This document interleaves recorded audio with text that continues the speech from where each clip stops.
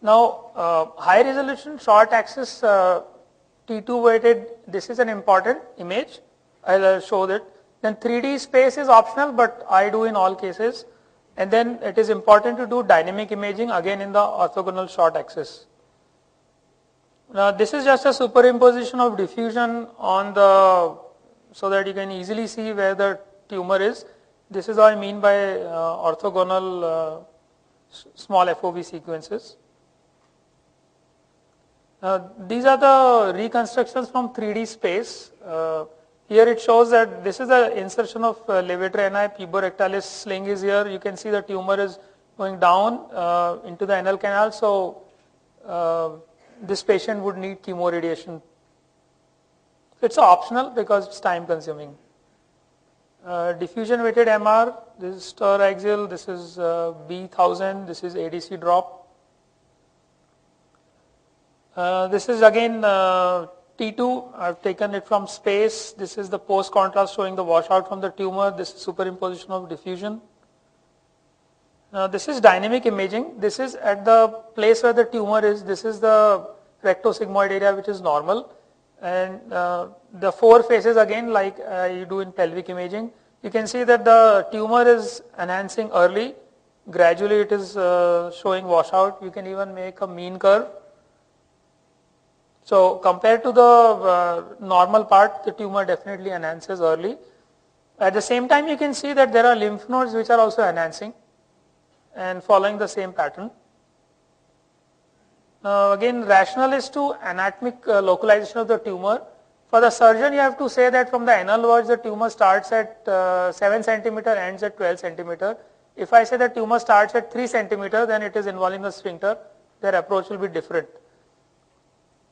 And then staging.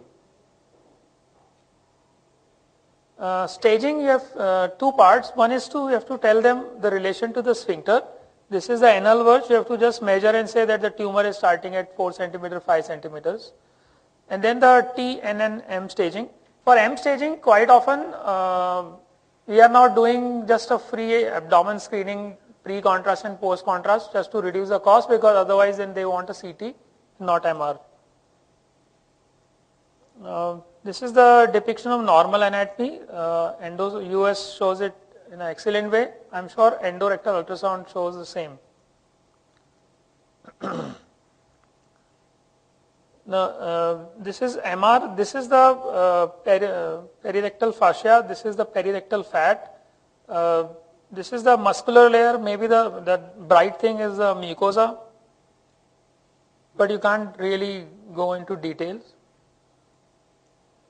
So for T staging, it is very important to note the extension into the perirectal fat and if it is extending up to the perirectal fascia.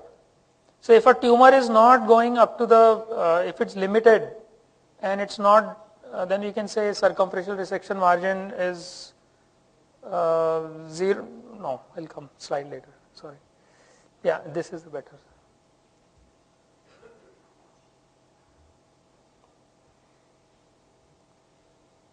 This is from radiographics, they're showing the different stages. Here the tumor goes up to the perirectal fascia. Now here you have to,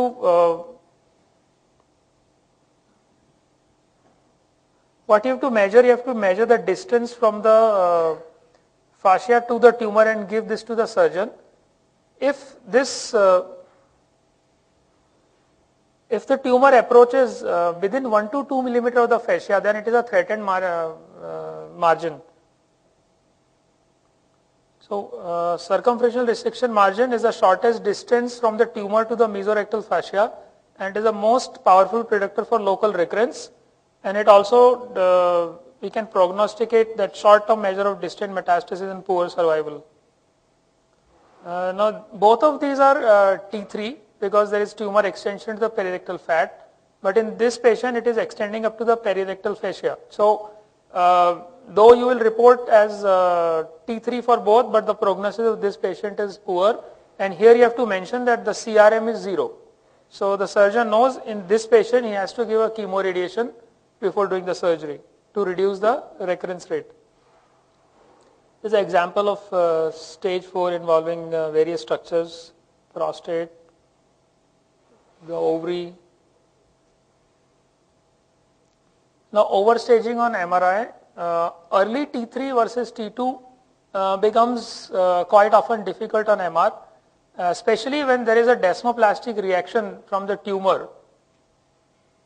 Like this was a T2 tumor. All these strands are actually desmoplastic reaction, and this is a T3 tumor. So I think the key is to look for nodularity. If it is just linear strands, it is likely a desmoplastic reaction in T2, and if it is a nodular extension like this, then it is T3, plus you have to see it on contrast also.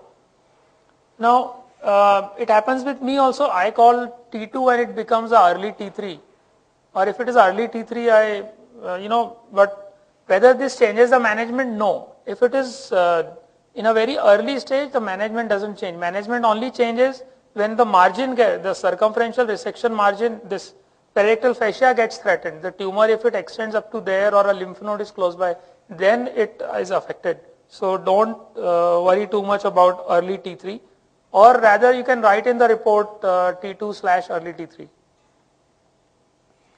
Now lymph node assessment.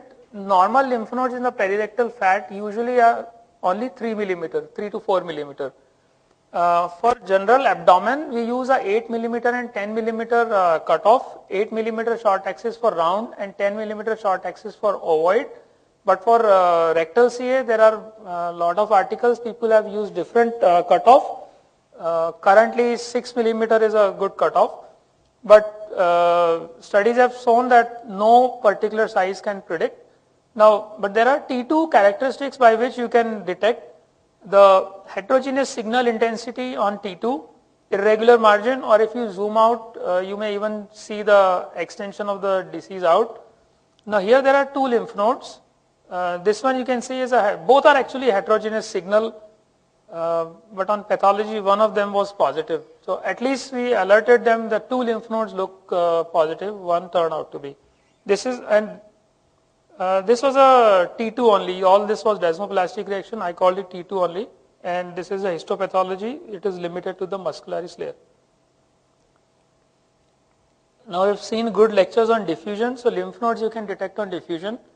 Again, there are inguinal nodes, inflammatory nodes, which can show ADC drop and very vascularity on contrast. So, but I think in this case, it was a sizable lymph node, heterogeneous T2 signal intensity. I thought that lymph node margin was irregular. It was dropping on diffusion. I called it likely positive. And this, but the patient has a threatened margin, so went for chemoradiation, and then surgery was done.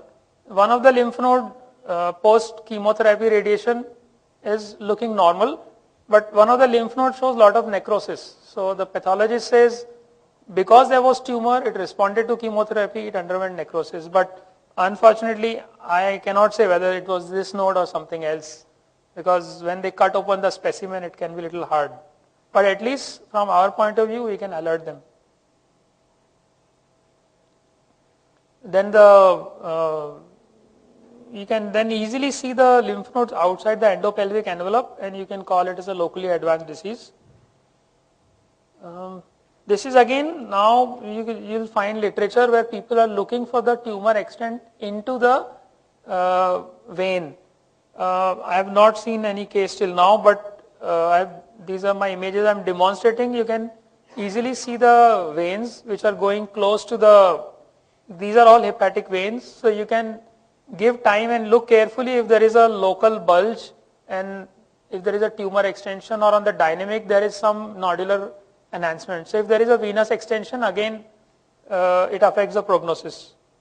So make it a point to look at routine.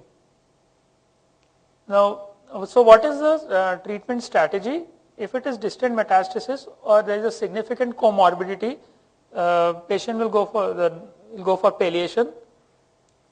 If it is a T1 or T2 or is a T3 where the tumor has not reached up to the circumferential resection margin, there has to be at least 2 millimeter margin. So we call it as predicted CRM is negative, N0, N1. So surgery is total mesorectal excision. There are surgeons who still prefer, if it is early T3, to give a short course of chemoradiation.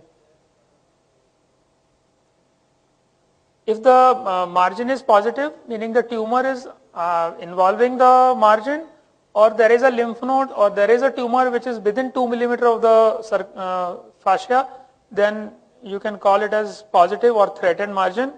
And if there is N2 or more than T2 and the tumor is below levator ani, meaning involving the sphincter, then they all go for chemoradiation pre-op.